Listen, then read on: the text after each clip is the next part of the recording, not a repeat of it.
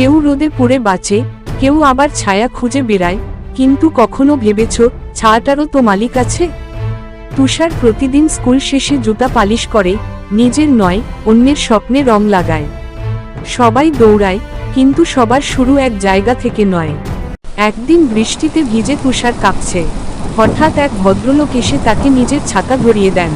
কখনো কখনো ঈশ্বর আসে ছাতা হাতে, ঠিক তখনই যখন তুমি পুরো ভিজে যাও।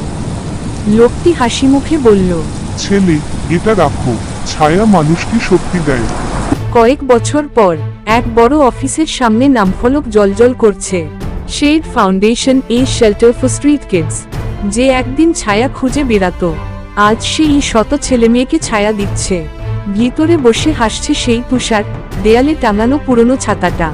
একটা ছোট ছায়াও কারো জীবনে আলো হতে পারে। তুমি যতটুকু পারো ছায়া দাও, কারণ কারো রোদটা হয়তো তোমার মতোই জ্বলন্ত। গল্পটা যদি ভালো লাগে তাহলে অবশ্যই চ্যানেলটা সাবস্ক্রাইব করবে, লাইক, কমেন্ট এবং শেয়ার করতে ভুলবেন না প্লিজ।